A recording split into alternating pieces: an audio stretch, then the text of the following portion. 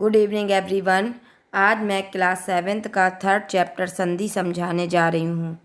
संधि शब्द का अर्थ होता है मेल, यानी कि उच्चारण के समय कभी कभी ध्वनियाँ इतनी पास आ जाती हैं कि वे अलग अलग सुनाई नहीं देती, बल्कि एक अन्य ध्वनि के रूप में सुनाई देती है।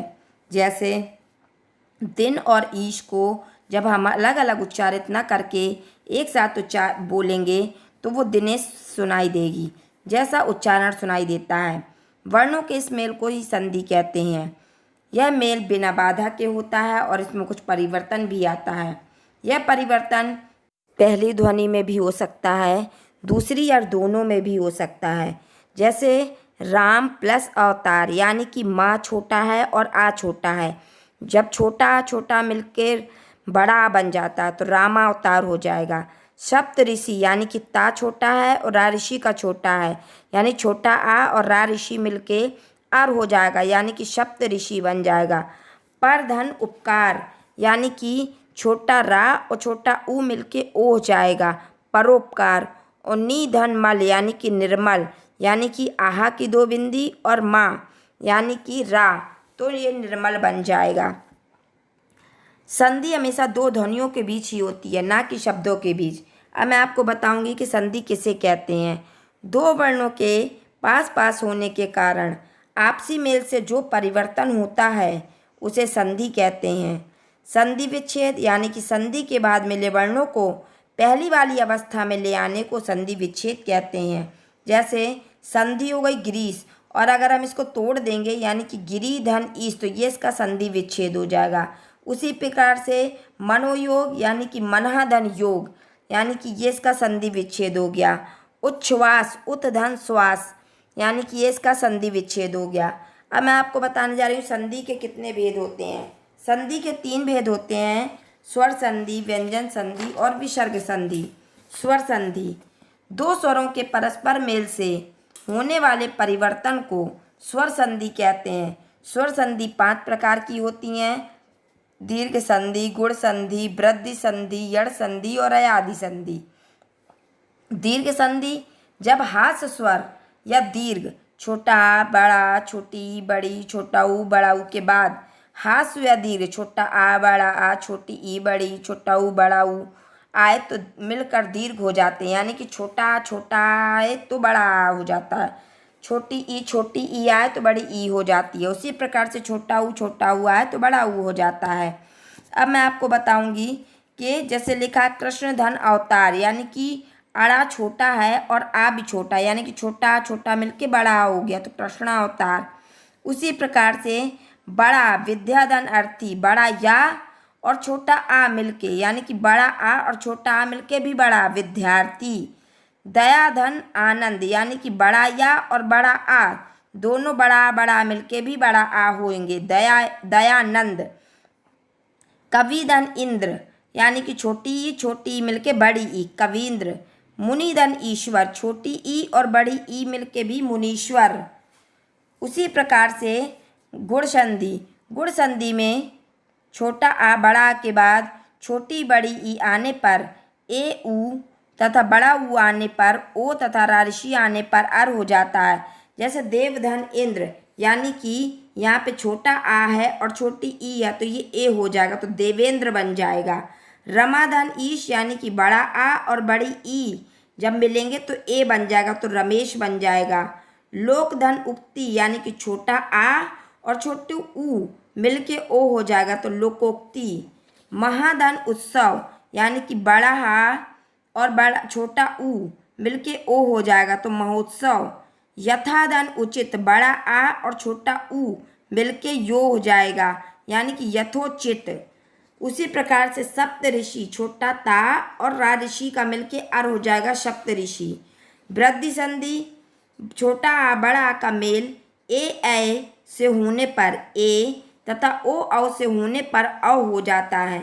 जैसे 1 + 1, यानी कि छोटा आ और छोटा ए यानी कि ए तो अकैक हो जाएगा। मत धन 1, यानी कि छोटा आ और ए यानी कि मतैक।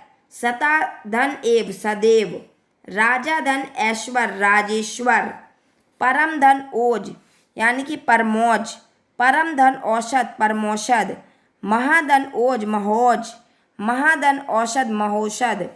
यड़ संधि, यड़ संधि में छोटी ई, बड़ी ई, छोटा ऊ, बड़ा ऊ रारिशी के बाद यदि कोई स्वर आए तो छोटी बड़ी की जगह या ऊ तथा बड़ा ऊ की जगह वा तथा रारिशी की जगह रा हो जाता है। जैसे अति धन अंत, यहाँ पे छोटी ई और छोटा आ है तो ये या हो जाएगा तो अत्यंत। परिधन आवरण यानी कि छोटी ई और बड़ा आ है तो बड़ा या हो जाएगा पर्यावरण। अतिधन उत्तम यानी कि छोटी ई और छोटा ऊ है तो यू बन जाएगा अति उत्तम। अनुधन अय यानी कि छोटा ऊ और छोटा आ है तो वाह बन जाएगा अन्वय। सुधन आगत यानी कि छोटा ऊ और बड़ा आ है तो स्वागत। उसी प्रकार से अयादि संधि में ए अय ओ औ के बाद भिन्न स्वर आने पर ए की जगह अय और ए की जगह आय हो आय और ओ की जगह आब तथा औ की जगह आब हो जाता है। इसे अयादि संधि कहते हैं। जैसे ने धन अन यानी कि ए की मात्रा और आ आय हो जाएगा तो नयन। गे धन अक गायक, न धन अक नायक, न धन इका नायिका, भौ धन अन भवन, पौ धन इत्र पवित्र। अब मैं आपको व्यंजन संधि बता रही हूँ। जिन ध्वनियों में संधि हो रही है उनमें से एक व्यंजन और एक स्वर ध्वनि या दोनों व्यंजन ध्वनियाँ हो तो व्यंजन संधि होती है।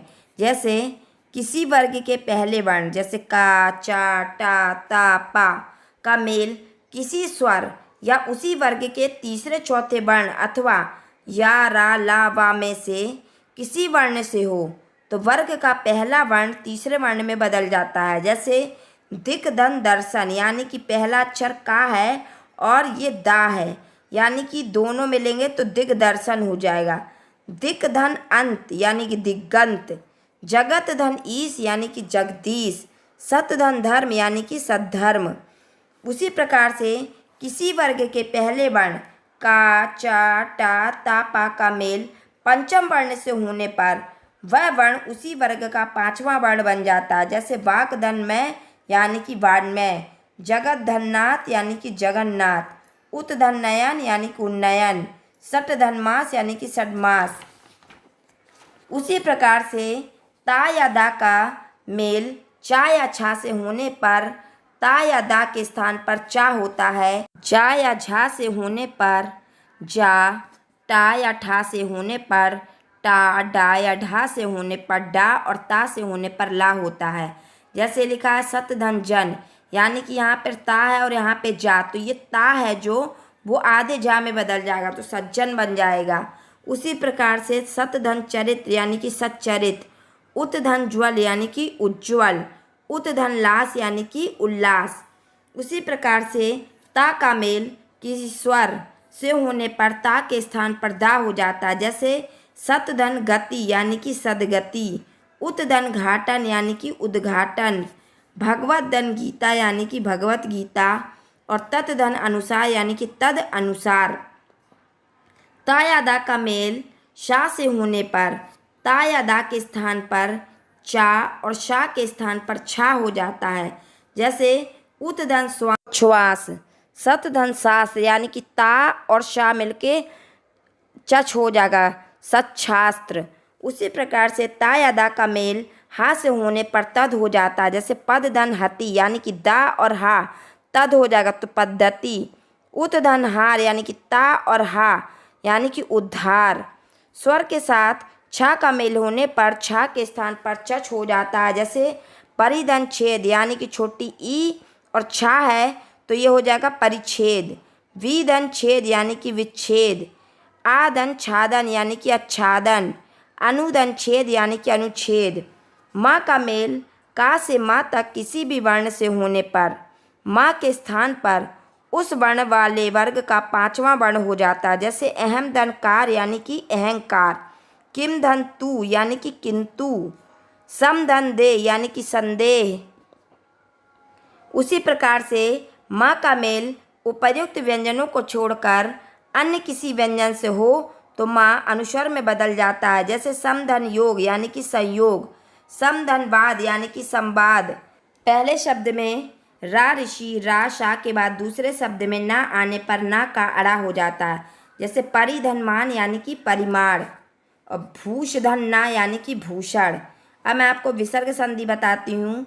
स्वरों या व्यंजनों के साथ विसर्ग का मेल से विसर्ग यानी कि आहा की पीछे की दो बिंदी में जो परिवर्तन होता है उसे विसर्ग संधि कहते हैं। विसर्ग का ओ हो जाना, जैसे सराधन चा यानी कि सरोज, मनाधन नीत यानी कि मनोनीत, मनाधन रथ यानी कि मनोरथ। विसर्ग का रा हो जाना, दूधन बल यानी कि दुर्बल, दूधन गुड़ यानी कि दुर्गढ़। विसर्ग का शा हो जाना, निधन छल यानी कि निश्चल, निधन शंख यानी कि निशंक। विसर्ग का सा हो जाना, दूधन सह यानी कि दुस्सह और निधन संकोच यानी कि निसंकोच। विसर्ग का सा षटकोण का हो जाना, दूधन परिणाम यानी कि दुष्परिणाम और निधन ठोर यानी कि निष्ठुर। विसर्ग का लोप हो जाना, विसर्ग का रा से मेल होने पर विसर्ग का लोप हो जाता और विसर्ग से पहले का स्वर्ग दीर्घ हो जाता। जैसे निधन रोग यानी कि निरोग और निधन रस यानी कि नीरस।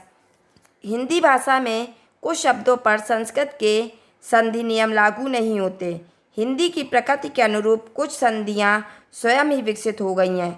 जैसे अल्प प्राण के बाद हा आने पर दोनों मिलकर महाप्राण हो जाते हैं। जैसे अब धन ही यानी कि अभी, तब धन ही यानी कि तभी और सब धन ही यानी कि सभी। उसी प्रकार से बड़ा आ के बाद हा आने पर दोनों का लोप हो जाता। यहाँ धन ही यानी कि यही और वहाँ धन ही यानी कि वहीं।